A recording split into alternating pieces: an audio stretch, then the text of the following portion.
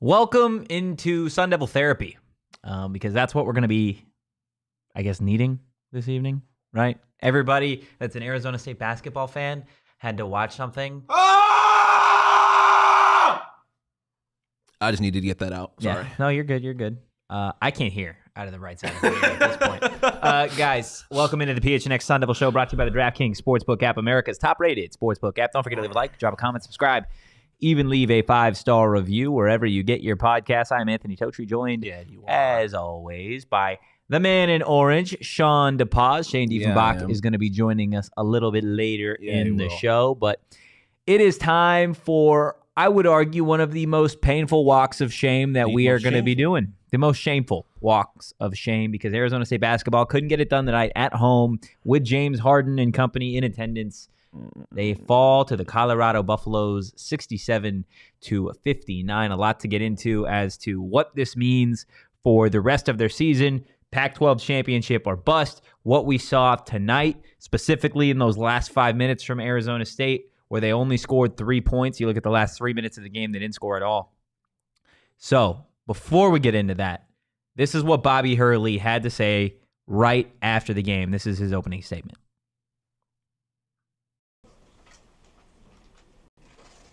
Well, I'll start. I'll make a little quick statement here. I just think sometimes in basketball you get beat, you get outplayed, I think that was the case. They were just a fraction better than us tonight, and we had our chances. When we were able to get a little lead there, 56-50, and some other times where we were stuck on that number and we just couldn't make shots. And again, I thought defensively we were okay. I mean, De Silva's a really good player, man. He's one of the best players in the conference. I think just based off what I've been watching on tape and then seeing him now today, and he's so it was a tough one. Obviously, a tough loss. Yeah, that's an unacceptable response to me. When your season's on the line, you can't just get beat. Yeah, like that's not acceptable. I'm fucking over it, dog. I'm over it. I'm over the Bobby Hurley tenure. I'm over this team. I'm ready for softball, who was also in the process of getting their ass kicked. But I don't know what the score is right now. Anyways, no, that's not an acceptable response to me. Like I said, you can't just get beat when your season's on the line. Like because have you just been getting beat all year? Nah. This team is not not good enough, and I don't think you could say it's because of the players at this point, because you can see that there's talent on this team. We continue to see. I don't know if there is a better tough shot maker in the conference than Des Cambridge. Yeah, DJ started off the game well. But Luther put in good minutes. They were healthy again. Obviously, I mean, Warren coming back from COVID, you don't know how healthy, but they had all of their players. And they couldn't get it done, and I think you have to look at the top for that. This is it's year after year of this same bullshit with Bobby Hurley, and I love him. I think he is a good coach, but this program needs a great coach, and Bobby's not that. I don't think. I think I'm comfortable saying that now. Bobby is at best a good coach. Yeah, that's where it's tough, right? Because Bobby Hurley as the person you love, Bobby Hurley as even sometimes as a coach, specifically a non-conference coach, right? Before Bobby you get into the new year. A leader of men you love. He's the guy that you want to coach. And this may feel like a backhanded compliment. I don't mean it to be like that. He's the kind of guy that you want to be coaching your high schoolers. Yes, 100%. Yeah. Right, absolutely. Like you said, leader of men, great energy guy, passionate dude. Yeah. But to your point, it is one thing for the team to fall flat in the last handful of minutes like they did tonight, right? Brought it up before we saw that clip of Bobby. This team got outplayed in the last 5 minutes. Colorado went on a 17-3 run. ASU didn't hit a field goal, I believe, last 3 minutes and change, which, again, time and again, we've talked about this team down the stretch because they play such close games. You saw the way they came out in overtime against Cal. Wasn't a contest. They did exactly what they needed to do. In Oregon State, last handful of minutes, they did what they needed to do. Tonight, in those last 5 minutes, it was the exact opposite. This team didn't show up. And to your point, I don't necessarily think it was the players, right? Obviously, they're the ones on the court So all eyes are going to be on them. But this is something that continues to rear its head when it comes to Bobby Hurley coach teams, specifically when you get to conference play. Yeah. Right? Conference play in the Pac-12 is difficult. We know that. But there are teams that get it done it can't be this difficult. consistently. Yeah. Right? UCLA, U of A, Oregon, USC. USC is not a basketball school. But I would argue over the last half decade or so, they've been pretty good at college basketball. Yeah. Right? For sure. And they're not out there getting the same caliber of players that UCLA and Arizona is. I mean, they do have the number 1 recruit in the nation coming next year, but yeah, up until this point, you're certainly right. Like over the last half decade, they're not getting a Tiger Campbell. 100%. They're not getting those guys, right? I hate to call for a job change, right? Because this Bobby Hurley had this team going really, really strong at the start of the season. But there is something that needs to change. There is a switch that needs to flip. It's because a pattern, man. It is. Every year. And I don't know what you do to switch it, because I think at this point, every Arizona State fan has tried to rattle their brain to find a solution for why this team never gets it done in conference play. Regardless of talent on the roster, they don't get it done in conference play, right? So where does that leave us? We'll get to that question a little bit later in the show. But getting back to tonight's game, Des Cambridge, DJ Horne, Luther, they all, I feel like, did what they could. Right? Yeah, so 100%. when you look at, and I don't want to minimize it, but when you look at the last 5 minutes of this game, what did you see? What went wrong for the Sun Devils? I don't know. I do think, like, I know I said that, like, Bobby's response was not satisfactory. To a certain extent, there is just, like, there are some good players in Colorado, and they were making tough shots. Like that big 3 they hit late. There was a man in I believe it was Silva that hit it. Yeah, it was. De Silva that hit it, and then there was a man in his face, and he knocked it down. I mean, to score 23 points at a college basketball game, shooting 50%, shooting 50%, like it. Obviously, a part of that is going to be the play of the other team, but a part of that is you're just on it that night.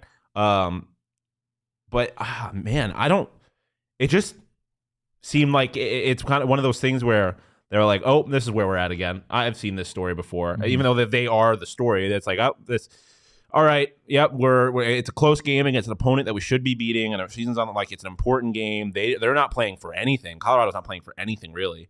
And the moment was too big. They just, I don't know if it's like that. When you keep getting into these situations, I have to believe that self-doubt starts creeping in.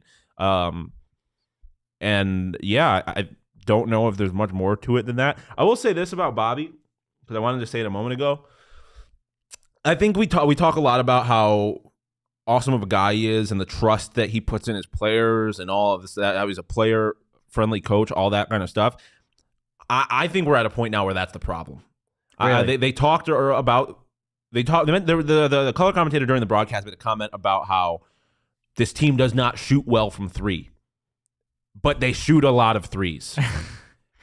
Yeah. That cannot happen. You cannot have that much trust in your players. At a certain point, they need to be held accountable. You can, but this is the conversation well, yeah, exactly. that you get now. Yes, this is the consequence. Yes, I'm sorry. I'm gonna stop apologizing every time I bring up Syracuse. It's just what it is. Jim Boeheim, this shit doesn't happen in Syracuse, and obviously he's on the other end of the spectrum where I think it's a problem how old and crotchety he is. But people that aren't supposed to be shooting 3s and people that keep missing 3s do not shoot 3s at Syracuse. That happens here, and I think it's a problem. I think there was a little bit too much trust, and I don't know if there is the kind of pressure on these guys if they're not performing, they think that they're not going to see the court anymore.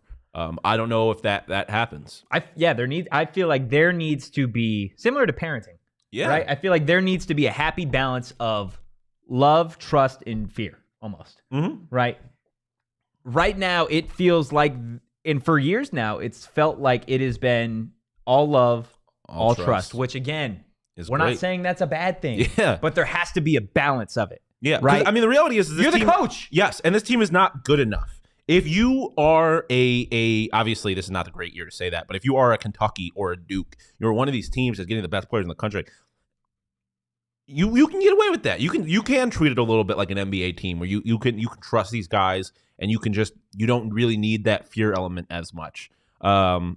This team is not that. There's a lot of young guys. There's a lot of new guys. There needs to be a certain amount of you're the player, I'm the coach. There needs to be a oh shit moment. Yeah, and right. I don't know if they've had that. No, and I think you look at specifically for me tonight's game. And again, I hate calling out players doing that stuff, right? Because these are just college kids. But I look at Jemiah Neal tonight, right? Man. And Jemiah Neal most of the season. This is a talented kid that has a lot of potential, right? And he's a very athletic guy. But there are points where he is playing by himself. He scored 4 points tonight in 15 minutes. 2 of 8 from the field, 0 of 4 from 3. He took the third most threes of anybody on the team. When you've missed that third one, right? Mm-hmm. And then you have the turnover. And I want to say it's the ensuing possession where you're just running up court trying to get a bucket. You fall over your feet. It's too fast. And he's like, damn. Yeah. Right? But it's a damn of like, I screwed up, not a damn of like, I'm going to get pulled.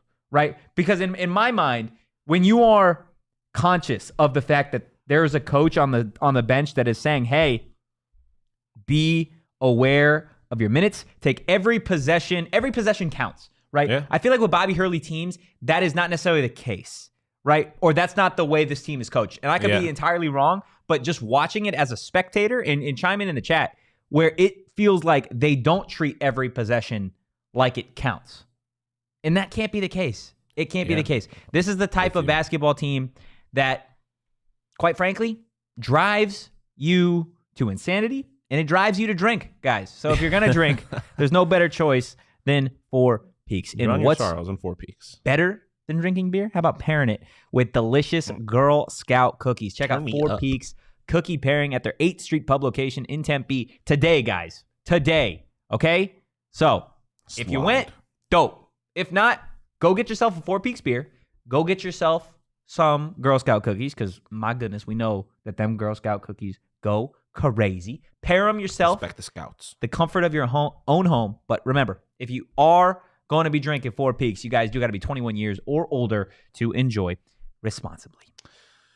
The only thing that better than 4 Peaks and Girl Scout cookies is 4 Peaks Girl Scout cookies and Burrito Express. Duh. And if you go to Burrito Express right now and you buy a $25 Burrito Express gift card, you get a free burrito. That's free. A free burrito. Free burrito. Also, shout out Angel, because he was on Twitter yesterday talking about how his wife wants him to shave his mustache. Yeah. And one of his kids wants him to keep it. What'd you vote? I voted keep it. Oh, I voted shave. No, you got to keep the stash, bro. See, Save no, the stash. it's a great stash, but like my thing is when I've seen somebody that has such amazing facial hair, I want to see what they look like without That's it. valid. That's valid. But I'm team save the stash. Okay. But if you want to have your voice heard, follow at Burrito EXP on Twitter. Holla at them. And then go over to your closest Burrito Express location. Or your furthest. It's worth the drive. It's worth the drive. Yeah, whatever. And ASU just broke your heart and you need a long drive to kind of clear your head. Go to the farthest Burrito Express location. It will be worth it. Yes, it will. But yeah, Burrito Express. Get it in you. Guys, normally we do a bottle service for the player of the game. I'm going to be honest with you. Tonight, it didn't feel like there was justification for a bottle service, simply because of the fact that there's a lot of questions around the season, right? So there are individuals that played well tonight. We're not going to call anybody out as the all-star of the game. I do want to get into the numbers, though, from a team perspective for Arizona State and Colorado. Obviously, the only number that matters is that final score, 67-59 in favor of the Buffs. You look at the way these two teams shot from the floor tonight. The Buffaloes, 42.1% to ASU's 36.9%. Shawn, you talked about it. The behind-the-arc shooting, not great for Arizona State, 27.6%. Bad, kind of like it has been all season long. Look at Colorado shooting significantly better, 37.5%. The free throw numbers, big point of emphasis, it felt like, in that Cal game. Yeah. ASU got to the line a lot. 22 tonight, times, I believe. Not the case. 3 of 5 for the Sun Devils, 10 of 11 for Colorado. You look at the turnover numbers, which it feels like this has been a consistent trend too. ASU winning the turnover battle, but not the game. 15 turnovers for Colorado, 8 for Arizona State. Shawn, what number sticks out to you the most? Yeah, I mean, it's It's all of them because it's so emblematic of the season. The turnovers, we talk about how great this team is defensively, and it keeps them in games, but it only means so much if you're not capitalizing off of them. Yeah. So there's that. Free throw lines, when you can't hit shit from behind the arc, get to the line, get in the paint, and they haven't done that all season because they've been wasting their damn time behind the 3-point arc, throwing up bad shots and not making them. And then 36.9% from the field. Just none of it was good enough. None of it was good enough. And getting back to what you were talking about, bottle service, about how no one necessarily deserves it. Like, all of these great individual performances are awesome, but it doesn't mean shit if it's not coming in the last 3 minutes and 50 seconds of the game when you're not scoring any buckets, when your entire season is on the line. It's unacceptable, dog. Like, it cannot happen. And it did. And now their season is probably over. Yeah. We'll get into that in just a second. I want to give you guys a ASU softball update heading to the 6th inning. Are we back? Jordan Van Hook with a shot to the moon to bring ASU within one. BYU still leads. BYU still leads 6-5 heading to the 6th inning. We'll see if ASU can hang around and make a game of it. Getting back to basketball, right? You already touched on a little bit the season and what this means, right? We talked about the fight for the 4, and you've got Oregon, you've got Utah, you've got USC, you've got ASU. Tonight was such a big opportunity to push yourself into a favorable spot, right? Because you had Oregon lose to Washington earlier in the week. You've got Utah going toe-to-toe with number 8 Arizona, right? UCLA, I believe they have Stanford tonight. We've seen the way Stanford plays. That is not a gimme game, right? And it's in conference play, Pac-12 after dark. You never know what could have happened, right? And I believe USC and Cal too, right? So Cal took ASU to OT. You never know in this conference. So it would have been a great time to get a win, push yourself into what I would say is a favorable spot. Now you're sitting with 4 games left, right? 4 games, yeah. Yes. Utah, which is your final home game of the season, right? So you got to send the seniors out correctly, which would be with a dub. If you lose the Utah game, then I am at Pac-12 championship or bust. Yeah. Right. I'm not there yet because I still think that if you make noise in the Pac-12 tournament and you beat either Arizona or UCLA, the USC game's not going to cut it now. Now you have to beat one of the Giants. If you're able to beat one of those 2 top 10 teams and make a little bit of a run in the Pac-12 tournament. I think if you beat one of those teams, it's more than a little bit. Like, I think you have to lose to Arizona or UCLA in the finals at least. So you have to beat one of those teams and make it to the final. Yeah. At this point, this team, because it's the eye test thing we were talking about the other day. You're going to tell me that this team looks like they belong in the NCAA tournament? Not at all. Not at all. Impromptu lyric of the game. It's the NIT. Oi. Oi. We're going to host a game. That'll be fun, but it won't mean shit because it's the fucking NIT. It's a tough look, man. It really is. Let's bring in Shane now, right? He was at the game live from DFA. Talk to Bobby, talk to the players. Shane, just what was the mood? What was the vibe at DFA during the game? And then also post-game talking to some of the guys. It was another game here. I don't know. It was cool when James Harden and all the players were here, but I don't know, man. People don't give a shit. They just don't. It's sometimes it's just like the crowd will get into it for a little bit, but it just feels everyone's kind of like I was here.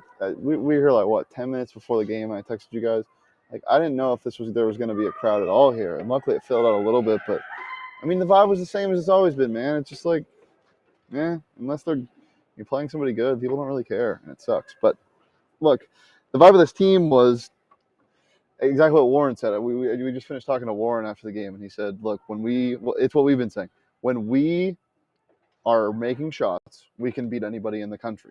When we're not making shots, we can lose to anybody in the country. Yeah. So the inconsistency just really hurts them. And I mean, from a basketball standpoint, I don't think they played terrible. They were just outplayed a little bit tonight. De Silva killed them. A couple big threes down the stretch by blanking on number 10's name. KJ Simpson was good. They were just not the better team tonight. Yeah, no, they were not. By any means. So we just talked about it, but what do you think this means for this team down the stretch, the last 4 games in the season and the Pac-12 tournament? Is it championship or bust? Pretty damn close. You got to beat, I mean, like you're slipping behind now probably, or I mean, you're definitely out of the next 4 out. You're slipping probably behind Oregon. I don't know about that Washington loss. They're probably in the same area. Yeah, it is. It is to me. Unless you beat UCLA, unless you win out these last 4, then I guess you can get away with maybe losing in the semifinals or the finals. But other than that, you got to win out basically the rest of the year, man. Question, because I think it was either you. I think it was you and me, Shane, that briefly talked about this the other day. Do you think it is almost going to be better if they don't get a first round bye, so they have an extra game to make a little bit more of a case? Yeah, I did. Yeah, that was what I was talking about. Then I thought about it, because if they don't get a first round bye, then they're either playing Cal or who would the other team be? Oregon State, maybe. Yeah, that doesn't move the needle enough. I was only saying that if they didn't drop a game like Colorado. If they won and then lost and then won, and against USC to end this year, then maybe that would help getting that one extra win. But now it doesn't matter. That like a Cal loss or a Cal win in the Pac-12 tournament at a neutral site is not going to overcome what happened here or what's happened in the last 4 weeks. Yeah. No, it's tough. It's definitely a tough look. I want to get an aftertaste because I'm interested to what you guys have to say about it all. Shawn, I'll start with you. What was catapulted into your gaping mouth hole tonight? Why is it gaping? I don't know. Tonight it just felt like it was gaping. I don't know. I usually have something for these, but dog shit. We're just going straight to feces this evening. I don't know. I didn't like it. I didn't like it. I didn't enjoy it. Yeah. No, nothing. It was like getting my mouth washed out with soap. Yeah, there you go. I talked a lot of shit in the first half of the season, and now my mom had to punish me by washing my mouth out with soap. And now I'm going to keep my mouth shut. You recovered. There you go. What about you, Shane? Like a really expensive beer that's flat. Oh. Kind of went to this game. I didn't really need to, if we're being honest. I didn't need to buy that beer at the concert, but I did it anyway, and then I kind of regretted it. Yeah. This for me tastes like when you accidentally swallow Listerine. You're trying to wash your mouth out. You're trying to get ready. You're trying to get fresh, and you accidentally swallow it. And now, A, it's not good for you to swallow. B, it just kind of fucking burns. Like, it sucks. It's awful. That's what I'm going to go with. Chat, let us know what you think. JJ in the chat saying, when was the last time ASU had 5 losses at home? That stings. Not only that, but I'm pretty sure they said on the broadcast this is only Colorado's second conference road win of the season. Which, guys, they not lost good. To Cal. They Not lost good. to Cal on the road. They lost to Cal on the road. Although ASU almost lost to Cal on the road. So Shane, another thing that Shawn and I talked about before we really even got too deep into the game was what this means long term for Bobby Hurley, right? Do you think Hurley's the guy that can get this team over the hump, or is it just another year where this team has some talent? They do well in conference play, or they do well in non-conference play. You get to the Pac-12, and it's just kind of a sinking ship. I don't know how many times I'm going to say this, but it's just, it is what it is with the transfers, and like maybe these 2 freshmen can provide something. The culture feels better at least this year, but I don't know. At some point, you just got to say hey, it's the same thing every year, and it has been. So. I don't know. If you were Ray, I don't want to put you on the spot, but I'm gonna. What decision are you making at the end of the season right now? Assuming what this team. What decision are you making, Anthony Totri? What decision am I making? Yeah. I'm going a different. Put you on the spot. I'm going a different direction. I think you have to. At this point. There is too much positivity around ASU athletics that there hasn't been in the last decade with Dillingham. You could argue with a new softball coach, with Willie in his second year, what he's done in the transfer portal, with ASU wrestling. I know ASU hockey wasn't phenomenal this season, but you get Mullet Arena, so they kind of get a pass this season. ASU swim and dive. There's a glaring hole right now at DFA, and it's ASU basketball simply not meeting expectations, and it's not a first-year thing. It's not a second-year thing. We're on, 8 We're on year 8 of this ride. Yep. And what have we gotten? 2 tournament bursts. That's it. And this program has still never won a Pac-12 championship game. Now here you are in February saying, look, you've either got to beat U of A and UCLA, 2 top 10 teams, and make some noise in the Pac-12 tournament, or you got to do something that's never been done in program history, and you got to go win the Pac-12 tournament at a neutral site, or your season's over. Like, at this point, if I'm Ray, if you're making a decision, this is the time to make the decision. What if Bobby wins the NIT? Do you think Bray values that at all? No. You think Bray? Nobody values Bray. that. Well, I think you said Bray. No. No. Nobody values the NIT. I'm just asking. Do you? No. Okay. I mean, it would be fun. Like it would be. No, it wouldn't? Yes, it would. It would be fun to see them win the NIT. Like that would be cool. But yeah, I'm off it on Hurley. Like unless you, I think you got to win the Pac-12 tournament or. Yeah, Yanni's Bon up, voyage. by the way. Runner on first, 2-0 count, bottom 6, no outs. Only down 1 run. Just saying. Love it. saying. Hey, ASU softball is a wagon.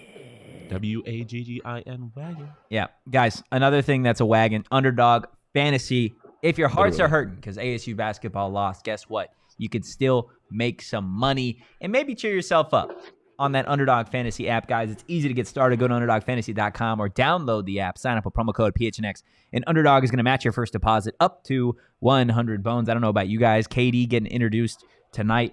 Hear me out, I like everything higher as it relates to the Clippers.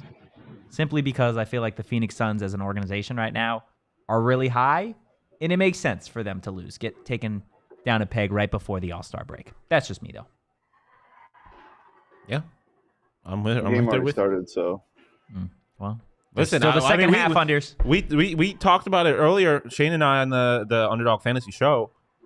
When KD's healthy, look at anything Chris Paul higher on assists, and I think DA and Book are going to be unlocked. So the Suns are going to be fun to use the Underdog Fantasy app on. That's for damn sure. Yes, they are. Yes, they are. I'm also excited because we get to rock some bad birdies. Yes, we're going golf this Sunday. Let's go, bro. You still haven't gotten a new hat, right? That's so tragic. That is one of the most one of the worst things to happen. You know what? Just You know American one of the society. worst things. You know what? Yeah. Well, not just losing that, but just one of the worst things in American society is lost and founds at airports and airlines. Like I literally contacted them 30 minutes after I got off that flight. Find my hat. How hard is it? Goodness. Pretty The tragic. flight was probably 29,000 feet in the air at that point. But yes, Shane won't have his hat on Sunday, so We'll have our shirts on. he might be blinded. Hey, that's nice though. At least if you don't have your hat, you have an excuse if you play poorly. You didn't have your bad birdie I hat. always have an excuse. That I play for. Fair enough. Fair enough. Well, I don't have an excuse. I'm just bad at golf, but I'm gonna look good. I'm just there to use one of Shane's favorite terms, flick up. I just want pictures. It's growing on me. Because I know you know what the vibes are gonna be. We're gonna be taking pictures. I'm gonna post it on the gram. Shorty gonna slide up, be like, "Oh, that pink rose Who's polo Shorty? you got on looks crazy. What you Can I doing get the full tonight?" government name of Shorty right now. Shoddy. You know that chicks did the bad birdie. So check it out. And if you want to get bad birdie, use promo code PHNX_sports15 for 15% off your next order at badbirdiegolf.com. Bad birdie, get it on you. Guys, before we get to the Bobby board and take a real look as to the remainder of the season, there was a bright spot to this ASU basketball season, and his name has been Duke the Dog Brennan. Guys, Duke joined us the other day to chat about his first season, Bobby Hurley, and what this team needed to do. Should we get Shane out of here first? Does Shane not want to stay for the Duke Brennan interview? You're right. We should get Shane out of here. Because he's going to be just sitting there by himself for 6 minutes. Shane, any final thoughts on this game? I didn't want to say anything because that'd be kind of rude. Thank you, Shawn. Oh, got you. Let's see. I didn't take a single note tonight after I kind of just caught the vibe. So I was like, man, it's going to be one of these games.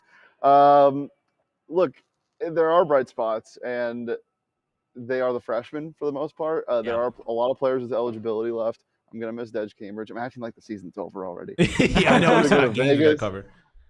Yeah, I don't know. The biggest bright spot was all of the returning players tonight. It's really disappointing that obviously they didn't do anything for them. I mean, you had Eddie House, you had Zylan Cheatham, you had big shot Rob Edwards, obviously James Harden, a bunch of other faces were here as well. It was cool to see. They're all walking outside, or walking around the concourse right when I was coming up to set up. So it was cool to see that, and I'm glad James Harden doesn't really have a grudge against ASU like many people thought.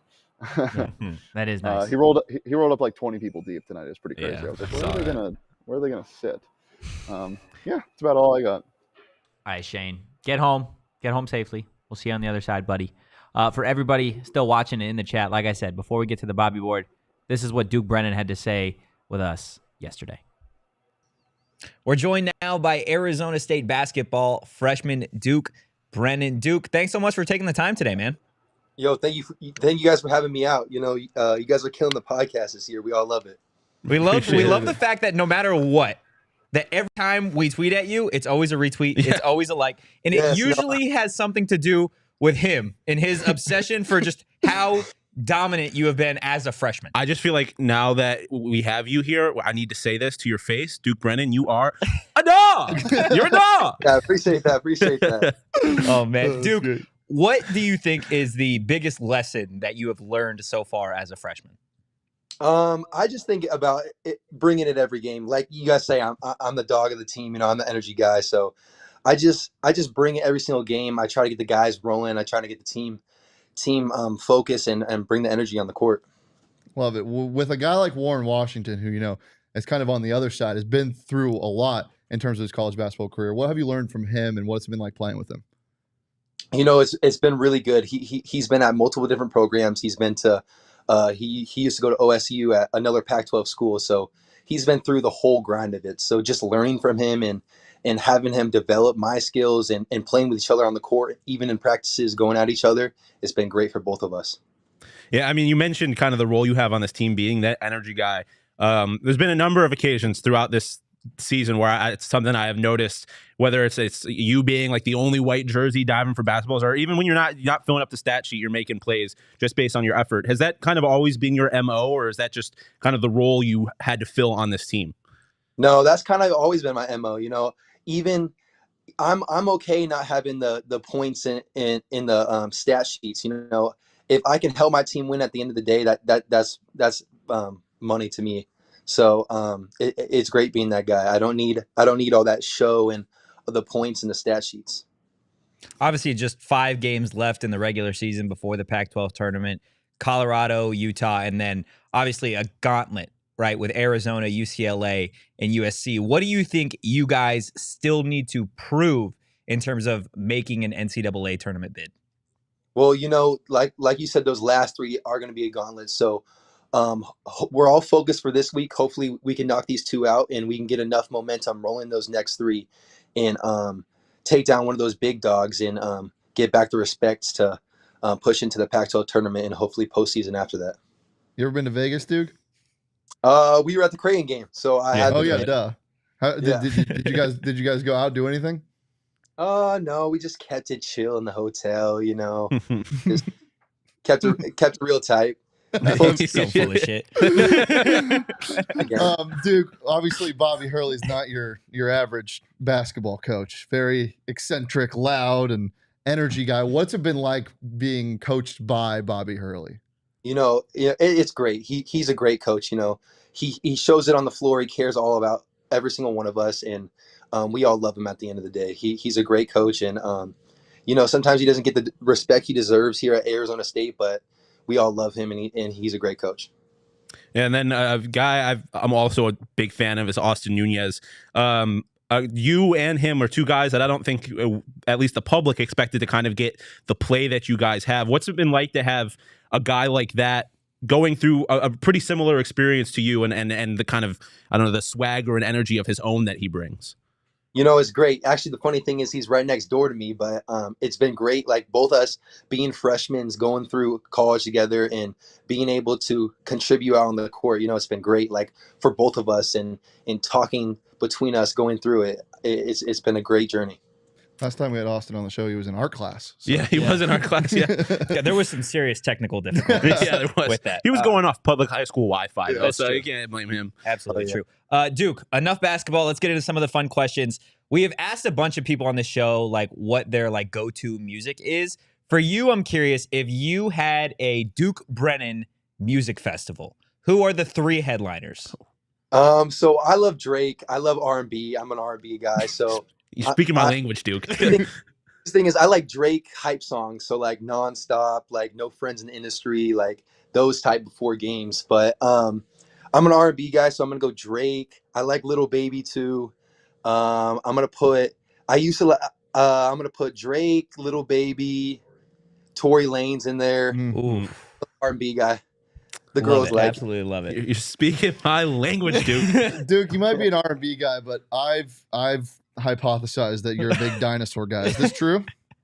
a dinosaur guy. Yeah. Do you like dinosaurs? Yeah, I kind of like them. Why would you say that? Hell yeah. Duke, the public wants to know. Everyone's been asking. What's your favorite dinosaur? I'm gonna go with one of those, the sea ones, the big sea creature. Leopleurodon. That's my dog right there. How do you even? Okay. He's like, yep, exactly. Well, I'll ask you about an animal that you probably know about. Like I said, you're a dog. Literally, what kind of dog do you think you are? Well, I don't know if this is my opinion, but a lot of people say I'm a golden retriever, little golden retriever guy. I mean, the girls say it. Like, There we go, Duke. you know how it goes. I feel like you got a little bit of an edge to you, though. He I does. don't know if the golden retriever fits. You're right. I could be a more edgy dog, but off the court, I'm a golden retriever. Oh, fair enough. Yeah. Oh man, Duke. Before you get you out of here, any message to Sun Devil Nation and just the way they've welcomed you over your first season so far? I would just say thank you to everyone. You know, it's been great. Keep on coming in to support our games and coming out and supporting us. We love all you guys, and thank you for making this season memorable, and hopefully pushing on the next season. We can see you guys out there. Definitely, Duke. Good luck the rest of the way, man. All right, thank you guys so much. You know, I was gonna say is maybe one time like I need to come in like a little in-person interview. That'd be sweet. Say less. Anytime. Say You less. let us know. We'll make it happen. Yeah, 100%. Awesome. All right, well, Thank thank you. you guys so much. Let Duke. He's a Love it. dog. He is a dog. He's absolutely a dog. On the In court. more ways than one, On the apparently. court. Homie's Off got the it. court. Guys, look. Before we get to Bobby Board, before we tell you guys about the rest of the stretch for Duke Brennan and company, gotta tell you about how you can salt away some of these wounds at Illegal Pete's. Nothing soothes the soul like some fresh limes, tequila, Shit's so a good. little bit of tequila, maybe a lot of bit of tequila, and some sweet agave trout in Illegal Pete's Coin Premium or Frozen Margarita. Stop by for happy hour. Guess what? Every day from 3 p.m. to 6 p.m. And if you're not there for the drinks, guys, the food goes dumb too. We had a PHNX Coyotes event there on Wednesday night. I got food when I got there, and I got food to go. Yep. I went down double meat. Listen, people be talking about the queso, but it really is like cheese. I love cheese. It can get hidden sometimes. That queso, like, there's no high in that queso. It is. I would argue it's a star. It's the Mikal Bridges of the people are Damn, they're you gonna really focus said on that? they're gonna focus on Devin Booker and all that, but you know who the star, who the fan favorite is. The It's Mikal queso. Bridges. And the marg. I would like a frozen marg. Mm. That sounds really good. I would also like it if you became a diehard. Yeah, Well, that's that too. Yeah. I would like them to win games, and I would like you to become a diehard. Because when you become a diehard, you get a free shirt or hat every year, and boy, oh boy, do we have a shirt for you. In case you didn't hear, there was this guy who's pretty good at basketball, became a Phoenix Sun, and we got a T-shirt representing his face, the Slim Valley Reaper tee, available now on the PHNX locker. So if you become a diehard, you can use your free shirt on this one. It is awesome. It is accurate to the man's hairline, and I like the skull vibes. Yeah, it's dope. 100%. Dia de los Muertos, right? Dia de los Durant. Oh yeah, there you go. That shit goes crazy. That should have been the name of the shirt. Dios de los Durant. Yeah, Anyways, but that's a mouthful. it is a mouthful. Dia de los Durant. Kind of Slim Valley Reaper is kind of a mouthful. Anyways, regardless of it's this shirt, maybe the Sun Devil shirt you see behind us, or the whatever shirt you want. Become a diehard, you get a free one, and then you also get 20% off merchandise and events. You get access to our premium diehard level content. A lot of our stories are free for everybody, but some of the best ones are behind the paywall for diehards only. Our Discord, should be popping. We have a lot of fun conversations in that. Only for diehards. So come and die hard. Go to gophnx.com right now and sign up. You won't regret it. It's worth it. Do it. All right, let's get to the Bobby board before we get out of here so you guys can take a look as to what is left. We've got Utah on Saturday, Arizona next Saturday. So you'll have a little bit of a break. You don't play next Thursday, which is nice. Then you've got UCLA and USC on the road. I mean, we've talked a little bit about it, but it really does feel like you have to win 3 of these next 4. I was going to say bare minimum 3 of the next 4. And if those 3 include USC and U of A, or if those 3 include USC and Utah, it's going to be tough. It's going to be tough. I mean, if you manage to beat U of A and UCLA, in reality, you need you're aiming for a sweep. Yeah, but I mean, I realistically, I think if you beat U of A and UCLA back to back, you have completely righted the wrongs of everything leading up to that season. Because those are 2 top 10 wins if you do that. Like that. But right now, again, I'm not You saying should that not this team you should expect it. No, not at all. But I'm just saying, like we've been talking for most of the show as if the season is like just completely no pulse, no breath, brain dead, just dead, just completely dead. There's hope. Like there's still this tiniest glimmer of hope. I'm not saying you should be hoping, but technically there is a chance. So it's not over yet. JJB, I believe, was saying it in the chat. Pull through for these guys on senior night. Yes, like stuff like that can make the difference. If they can get a big win over Utah's no sleeper either. No, but they need that. They need that. They need to have that just slightest bit of momentum heading down to McAllen. So, absolutely, there's still the slightest of glimmers. Yeah, most definitely, guys. That's going to do it for tonight's show. Obviously, it was a little bit darker than we would have liked it to be, but it's not our fault. If you enjoyed the content and you want a little bit more of a brighter, happier, fun show, tune in tomorrow live at 2 p.m. for our Friday Fun Day on our YouTube, guys. And while you're at it, give us a follow on social at PHNX_Sun. You can follow me at Anthony_Totri. You can follow the man departing DFA at Shane Deef. And you can follow Shawn DePaz at Shawn_DePaz. Being disappointed by ASU men's basketball as always. We'll see you guys Friday afternoon. But for now, guys, peace.